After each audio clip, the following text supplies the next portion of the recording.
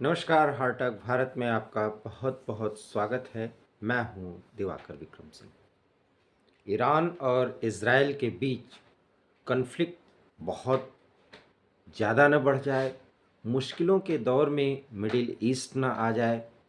कई मुस्लिम देश अब इस कोशिश में लगे हुए हैं, उन प्रयासों में जिसमें अमेरिका की मुख्य भूमिका है कि ईरान को बहुत कंट्रोल करने के लिए कुछ ऐसे कदम उठाए ये मुस्लिम देश जिससे ईरान ज़्यादा प्रोत्साहित न हो इज़राइल के खिलाफ कार्रवाई के लिए। और आपने देखा होगा कि किस तरीके से ड्रोन प्रक्षेपास्त्रों से हमला करने के बाद ईरान ने स्पष्ट कर दिया है कि उसके बदले की कार्रवाई पूरी हो गई है और अब इज़राइल रिटेलिएट न करे, अर्थात बदले की कार्रवाई न करे, बात यहीं ख़त्म हो जाती है। ये एक बहुत बड़ी बात होती है। ईरान जब 250 से लेकर 300 मिसाइल अपनी धरती से इज़राइल की धरती को तबाह करने के लिए दागा, तो क्या यही सोच के उसने किया है कि सिर्फ एक बार हम अटैक करेंगे, इसके बाद नहीं करेंगे? हमने आपको पहले भी बताया था जब वो लोग कह रहे थे कि विश्व युद्ध की शुरुआत हो गई है और ईरान ने बड़ा हमला कर दिया। ये हमला नहीं था, ये इज़राइल ने जिस तरीके से दमिश्क में ईरानियों को मारा था, उनके दूतावास, वाणिज्यिक दूतावास पर हमला करके, जिसमें रेवोल्यूशनरी गार्ड का कमांडर, ईरान का एक सेना का जो एलीट आर्मी है उसका प्रमुख, मतलब एक बड़ा अधिकारी है, उसकी जब मौत हुई और 7 अन्य बड़े अधिकारी मारे गए, तो ईरान ने कहा हम बदला लेंगे। बदले की कार्रवाई में जैसे ही उन्होंने प्रक्षेपास्त्र हमला किया, उसके पहले ही एक शिप को, जो इजरायली विलेनायर है उनका शिप जो है, उसको इजराइल ने उस पर कब्जा कर लिया। हालांकि 17 भारतीय उसमें हैं और वो सभी ईरान के कब्जे में हैं। इस पर हम आपको बाद में बताएंगे कि उनके संदर्भ में ईरान ने क्या रवैया अख्तियार किया। लेकिन पहली बात ये जान लीजिए कि किसी भी कीमत में अब ईरान बहुत ज़्यादा लड़ाई को एक्सपैंड करने की स्थिति में नहीं है, क्योंकि उसने अपनी पूरी ताकत दिखाई। अभी तो इजराइल की ताकत ही नहीं दिखी और हम बार बार कह रहे हैं कि इजराइल इसका जवाब जरूर देगा, क्योंकि इजराइल के प्रधानमंत्री ने कह दिया है, वहाँ के सैन्य प्रवक्ता ने कह दिया है, आईडीएफ। तो इनकी तरफ से जो बात आ रही है कि जगह वही चुनेंगे और हमले का समय भी वही चुनेंगे और कार्रवाई होगी, बड़ी कार्रवाई होगी। और इसके बाद ईरान ने अपने डिफेंस में बड़ी तैयारी की है और बाकायदा कोई भी रिटेलिएशन होगा तो उसका जवाब ईरान देगा और वो युद्ध का एक्सपेंशन होगा। लेकिन अभी इज़राइल भी इस तरह से कोई हमला नहीं करेगा, और इज़राइल अगर हमला करेगा ईरान पर तो ईरान की एक बड़ी ताकत को नेस्त नाबूद करने की कोशिश करेगा। और वो अनुमान आप लगा सकते हैं वो होगा क्या? वो होगा ईरान की जो परमाणु शक्ति है उसके किसी एक विशेष केंद्र पर वो हमला करेगा, ताकि उसकी परमाणविक ताकत जितना आगे बढ़ चुका है वो वहीं पर स्टैग्नेंट हो जाए। इसके अतिरिक्त परंपरागत युद्ध के किसी भी क्षेत्र में ईरान इजराइल के आगे कहीं टिकता ही नहीं। तमाम सैन्य विशेषज्ञों की आप बात सुन लीजिए और देख लीजिए, अगर आंकड़े भी देखिए तो ईरान की आर्मी इजराइल जैसे तेज तर्रार और जिसको कहते हैं मोबिलाइज्ड और यूनिफाइड कमांड में जिस तरीके से इजरायली आर्मी काम करती है वो ईरान के पास नहीं है। हाँ, आसमानी हमले का जो एक ट्रेलर है, नमूना है, आपने प्रक्षेपास्त्र दागे 300 और इजराइल की धरती पर कायदे से 2-3 भी मिसाइल नहीं गिरे, और अगर गिरे हैं तो कोई नुकसान, बड़े नुकसान की खबर नहीं है। तो फिर उस तरह का हमला, तो ये तो शो ऑफ हुआ ना। इसलिए मैं बार बार कह रहा हूँ और पहले दिन से कह रहा हूँ कि ईरान अपनी इज्जत को बचाने के लिए हमला करेगा और हमले का अंदाज ही ये दिखाएगा कि वो हमला नहीं कर रहा है, बल्कि ये दिखा रहा है कि हाँ उसकी भी कोई ताकत है, उसकी भी कोई औकात है। बहुत साधारण शब्दों में हम ये बात आपको कह रहे हैं, बताने की कोशिश कर रहे हैं, और आप भी इस बात को समझ रहे हैं, इसलिए आप इस बात से सहमत हो सकते हैं। अब सवाल यह है कि जब अमेरिका ने भी कह दिया है कि युद्ध नहीं बढ़ना चाहिए और अमेरिका की भी मुश्किल समझिए।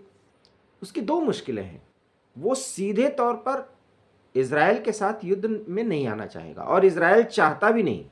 जैसा कि यूक्रेन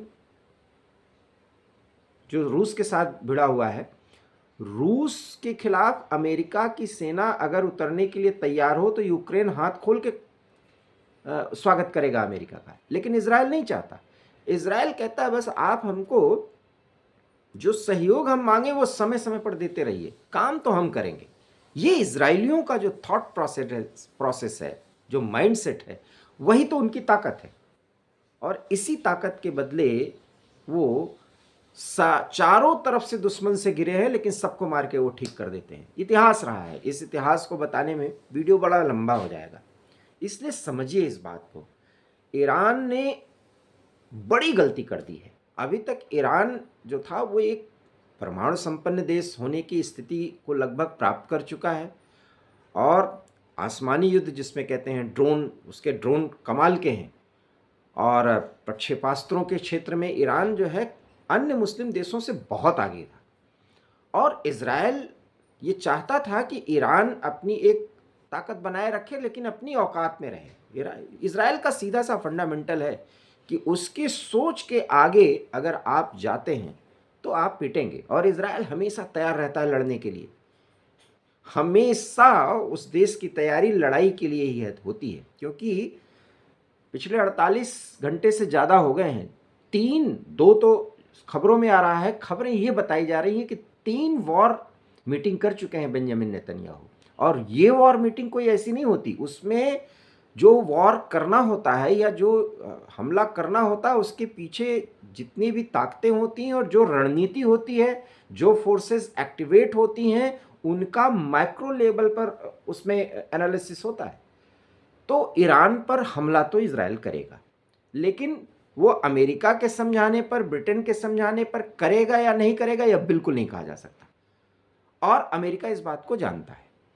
और अमेरिका की मजबूरी क्या है, कोई इज़राइल को अगर डांटेगा, फटकारेगा तो दिखावे के लिए, उसकी मजबूरी है कि इज़राइल को सहयोग करे, अन्यथा मध्य पूर्व में उसकी स्थिति, मिडिल ईस्ट में उसकी स्थिति कमज़ोर हो जाएगी। उसकी स्थिति मिडिल ईस्ट के 5 से 6 देशों में अमेरिकी सैनिक वहां पर बेस बना के रह रहे हैं, वहां पर उनकी स्थिति कमजोर हो जाएगी।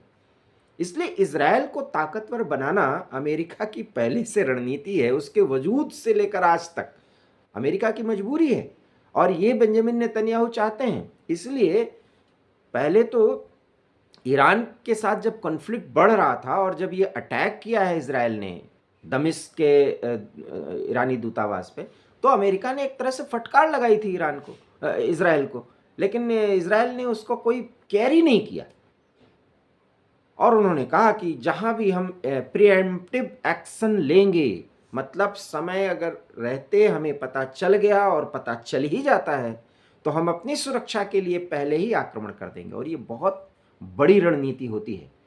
सैन्य मामलों के जानकार जो हैं, चूँकि मैं सैन्य विज्ञान का विद्यार्थी रहा हूँ जर्नलिस्ट होने के साथ साथ, तो मैं इस बात को बहुत अच्छी तरह से समझता हूँ कि योजना से पहले ही किसी चीज़ को ध्वस्त कर दिया जाए, इज़राइल की रणनीति हो, और वही रणनीति तो भारत भी अपना रहा है।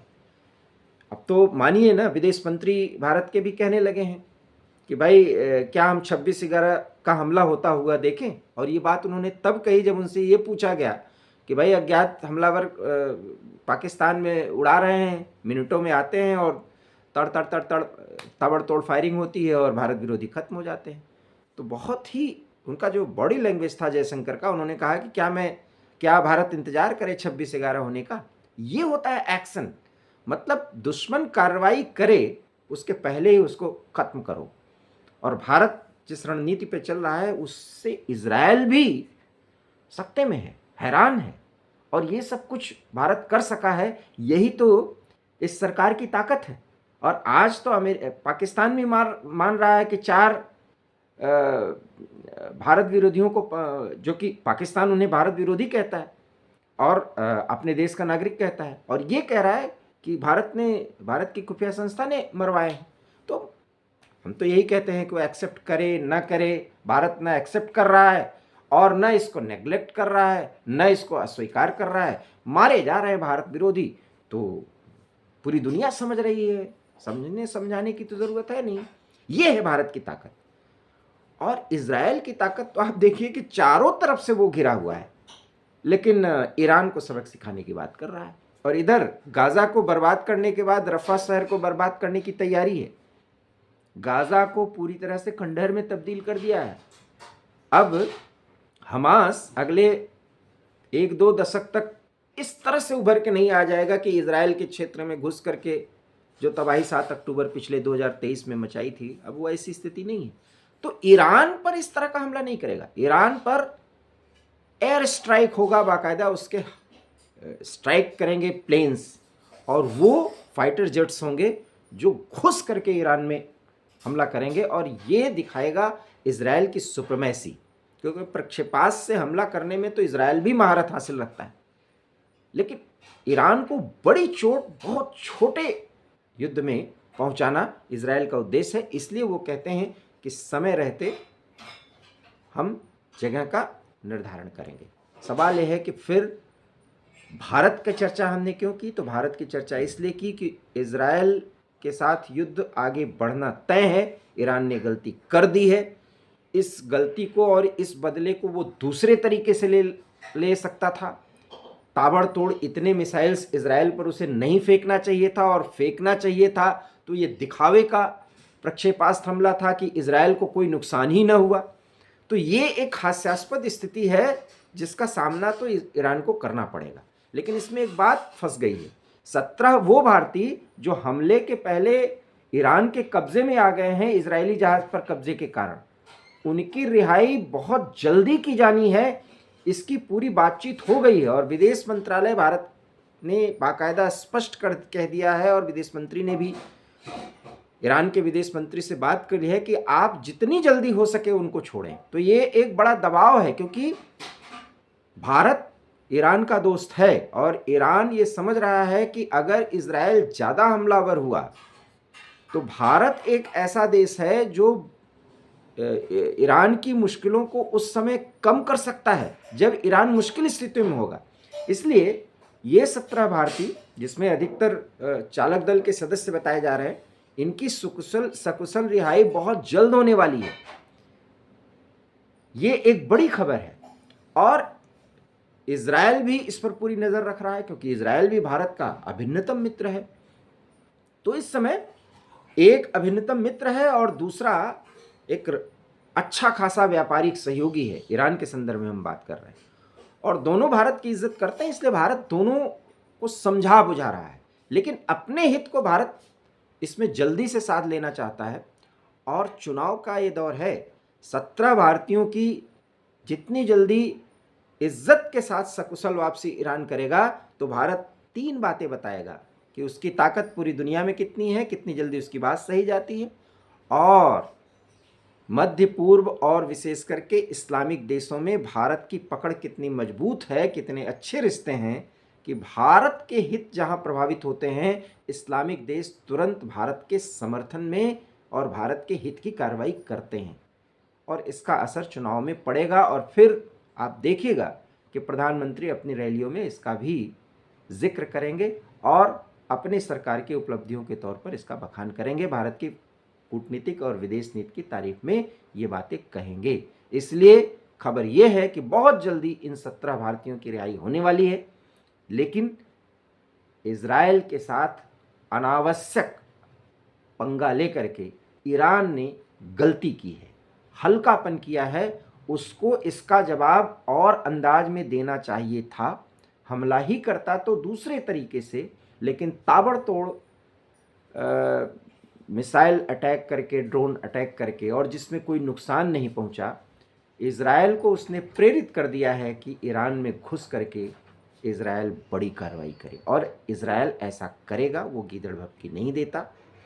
उसके पीछे कारण ये है कि उनके वॉर कैबिनेट में ये तय कर दिया गया है कि वो जगह का और समय का चुनाव करेंगे, हमला अवश्य करेंगे। आपको हमारा ये वीडियो कैसा लगा, इस पर प्लीज़ अपनी कमेंट दीजिए, राय दीजिए। अगर पसंद आया हो तो प्लीज़ एक लाइक करिए, इसको शेयर करिए, और हमारे चैनल हार्ट ऑफ भारत को प्लीज़ सब्सक्राइब करिए। बहुत बहुत धन्यवाद। नमस्कार।